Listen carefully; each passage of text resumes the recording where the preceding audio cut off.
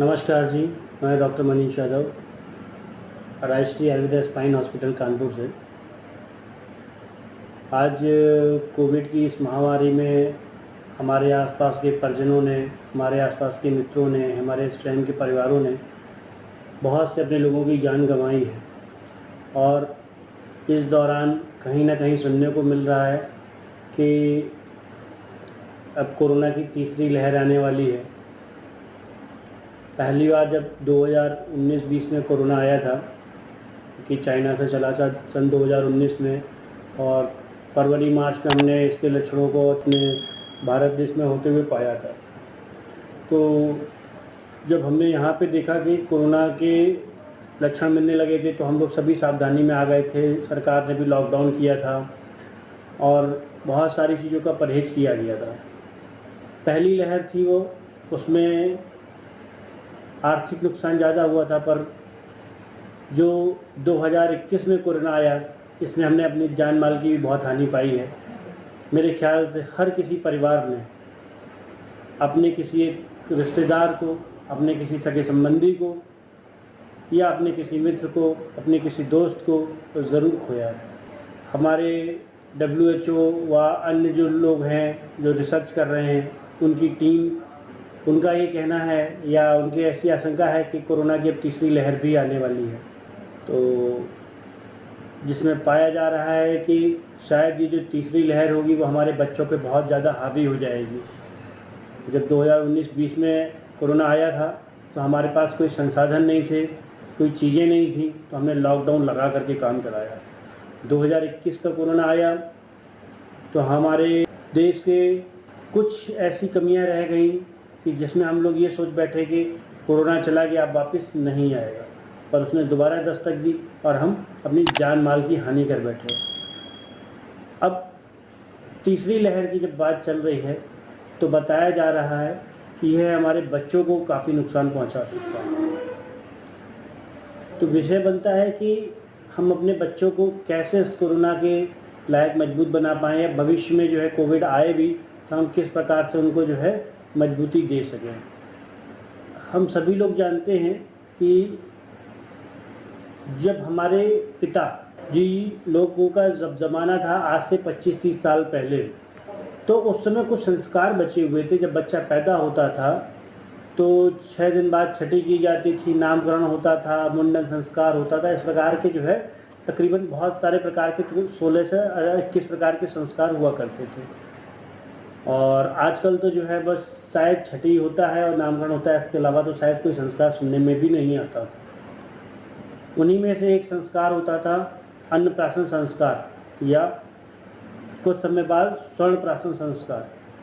अन्नप्राशन संस्कार में जो है बच्चा जब कुछ माह का हो जाता था तो हम उसको जो है थोड़ी सी खीर या कुछ मीठा भोग या कुछ हल्का बच्चों के लायक हल्का सा चटाया करते थे, जिससे उस दिन से उसका जो है अन्न का जो है खाना मुंह में जाना शुरू हो जाता था।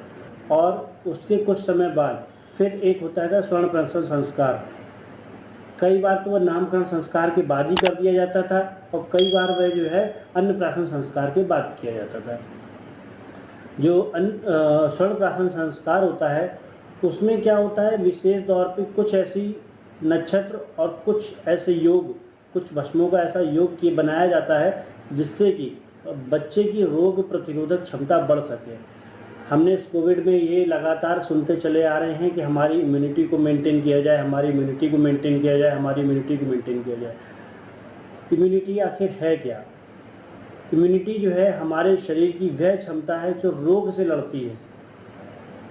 किसी भी प्रकार का कोई सा भी रोग हो, ज़रूरी नहीं है कि वो कोविड से ही लड़े, ये वो हर तरीके से लड़ती है। जब आज से 25-30 साल पहले गांव हुआ करते थे, खेत हुए करते थे, खलियान हुआ करते थे, गोबर वाला आंगन हुआ करता था, तो बच्चे उन मिट्टी में खेला करते थे और शरीर में अंदर से मजबूत होते थे।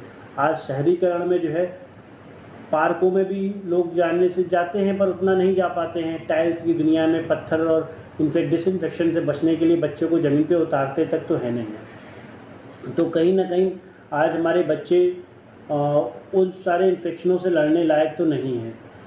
जो तीसरी लहर आ रही है उसमें हमें अपने बच्चों को इस कोविड से यदि बचाना है तो इनकी रोग प्रतिरोधक क्षमता को बढ़ाने के लिए कुछ ऐसे योगों का, कुछ उनके खाने पीने का, कुछ उनकी एक्सरसाइजेस का ध्यान रखना होगा जिससे कि वे जो है मजबूत हो सके। अभी तो कोविड चल रहा है, हमें इस विषय में ये सबसे ज़्यादा ध्यान रखना है कि सबसे पहले हम अपने बच्चों को कुछ ताकतवर चीज़ें खिलाएं। जैसे कि दूध जब देते हैं तो जो दूध होता है वो अच्छा होना चाहिए। आजकल तो दूध भी जो है ऑक्सीटोसिन इंजेक्शन से भैंसों से निकाला जा रहा है, पैकेट का दूध आया है, कहीं ना कहीं केमिकल वाला दूध है। प्रयास करें जितना बेहतर अच्छा दूध पिला सकते हैं वो पिलाएं। थोड़ा सा एक्सरसाइज, बच्चों की जो डेली लाइफ रूटीन लाइफ है उसको जो है एक्टिव बनाएं, उसको इंडोर के साथ आउटडोर गेम कराएं। कोविड थोड़ा सा संभल जाएगा उसके बाद ही आउटडोर गेम कराएं, पर कराएं ज़रूर। इसके बाद तीसरी चीज़ आती है, इसको दवाइयों के माध्यम से या अन्य किसी माध्यम से कैसे सुरक्षित किया सकता है। तो आयुर्वेद में या पहले से चला आ रहा है हमारा स्वर्ण प्राशन संस्कार। स्वर्ण प्राशन संस्कार ज़्यादातर पुष्य नक्षत्र के दिन किया जाता है और महीने में 1 से 2 पुष्य नक्षत्र पड़ते हैं। और हम सभी लोग जानते हैं कि पुष्य नक्षत्र कितना फलदायी होता है और कितना शुभ माना गया है। हमारे हिंदू धर्म में या हमारे जो वैद्य शास्त्र हैं उसमें जो है पुष्य नक्षत्र को बहुत ही ज़्यादा शुभ माना जाता है। इस रात को जो है हमारी जो औषधियाँ तैयार की जाती हैं, इस नक्षत्र के दौरान जो हमारी औषधियाँ तैयार की जाती हैं वो कुछ विशेष लाभ देने वाली होती हैं। तो स्वर्ण प्राशन संस्कार बच्चों की इम्यूनिटी बढ़ाने के लिए होता है, जो कि बहुत ही अच्छा विकल्प है हमारे बच्चों की इम्यूनिटी मजबूत करने के लिए। कहाँ हो सकता है? बच्चों को स्वर्ण प्राशन संस्कार कराना है तो अपने पास के जो भी आयुर्वेदिक डॉक्टर्स होते हैं उनके पास ही सुविधा उपलब्ध होती है। नहीं तो आप उनसे बोल करके करवा सकते हैं। आजकल तो कई कंपनियां हैं जिनकी डायरेक्ट होममेड टैबलेट्स आती हैं, आप उनको ले करके घर पे रख सकते हैं और स्वतः खुद भी कर सकते हैं। और बच्चों को खेलने कूदने के लिए एक्स्ट्रा एक्टिविटी करानी चाहिए, अन्य चीज़ों पर ध्यान देना चाहिए।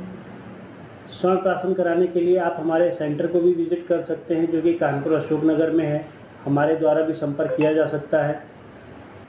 तो जो स्वर्ण प्राशन संस्कार है, ये स्वर्ण प्राशन संस्कार हमारे बच्चों की इम्यूनिटी को मजबूत कर सकता है, हमारे भविष्य को सुधार सकता है। हम तीसरी लहर से लड़ने के लिए अपने आप को मजबूत कर सकते हैं। तो एक प्रश्न आ जाता है कि नहीं चलो हम करा लेते, पर ये होता क्या है, कैसे होता है? तो मैंने जैसा कि बताया, इसके नाम से ही पता चल रहा है कि स्वर्ण की धातु को भस्मीभूत करके, यानी कि स्वर्ण की जो धातु होती है उसको कुछ अन्य औषधियों के द्वारा, अन्य औषधियों के साथ मर्दन करते हैं, उसको भस्म बनाया जाता है और उसकी इतनी महीन मात्रा, इतनी हल्की मात्रा बॉडी को दी जाती है कि बॉडी उससे जो है ताकतवर बनती है। लगातार इस वीडियो में बात हो रही है कि क्यों कराएं, तो पता चल रहा है कि कहीं ना कहीं शारीरिक क्षमता को बढ़ाता है, मन की शक्ति को बढ़ाता है। ये सारे फायदे हमको देखने को मिलते हैं। तो स्वर्ण प्राशन कब कराना चाहिए? पहले के समय में अन्य आचार्यों के अन्य मत देखने को मिलते हैं। चरक संहिता में देखा गया है कि जो स्वर्ण प्राशन संस्कार है प्रत्येक माह की पुष्य नक्षत्र को कराना चाहिए, जो कि हर 28 दिन पे एक बार आता है। पुष्य नक्षत्र जो है प्रत्येक माह के 28 दिन में एक बार पड़ता है। कुछ माह में 1 से 2 बार हो जाता है, क्योंकि 28 दिन का महीना होता है उसके हिसाब से, और अंग्रेजी में 30-31 दिन का महीना होता है। तो कोई एक आध महीना ऐसा होता है जिससे एक महीने में 2 बार पड़ जाए, नहीं तो 28 दिन बाद एक बार पुष्य नक्षत्र हर महीने आता है। तो उस पुष्य नक्षत्र में कराने का विधान बताया गया था, क्योंकि जो है पुष्य नक्षत्र में इस औषधि को बना करके बच्चों को देने से उनकी शक्ति पे और कुछ विशेष असर देखने को मिलता था। परंतु वहीं काश्यप संहिता की बात करें तो काश्यप संहिता में जो है आचार्य ने कहा है कि जो है इसे व्यक्ति को रोज थोड़ा थोड़ा यदि ले तो बहुत अच्छी इम्यूनिटी डेवलप होती है, रोग के प्रति जो है एक अच्छा रोग प्रतिरोधक क्षमता एक अच्छी डेवलप होती है। यहीं पे बात आती है कि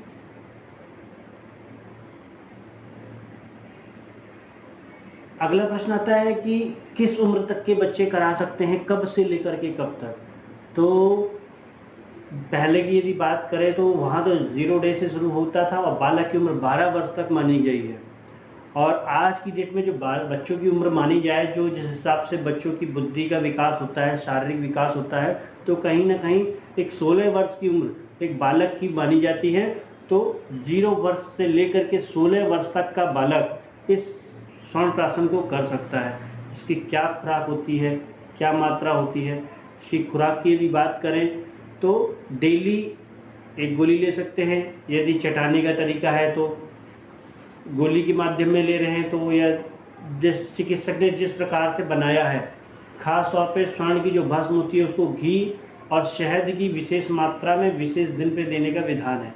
अब जो आपका चिकित्सक है, जहाँ पे आप स्वर्ण प्राशन करा रहे हैं, वो चिकित्सक उसको किस रूप में दे रहा है, ये उस पर निर्भर कहीं ना कहीं करता है। अगला प्रश्न आता है कि हम इसे कहाँ से उपलब्ध करा सकते हैं, कहाँ से करा सकते हैं? तो जैसे कि मैं तो कानपुर में हूँ, अशोक नगर में हूँ, तो आप हमारे सेंटर पे आके विजिट कर सकते हैं। आप जो है अपने आसपास जो आयुर्वेदिक सेंटर हैं वहाँ पे बात कर सकते हैं, आयुर्वेदिक डॉक्टर्स हैं उनसे बात कर सकते हैं, वो लोग भी कहीं ना कहीं स्वर्ण प्राशन संस्कार करते हैं। तो डिपेंड करता है।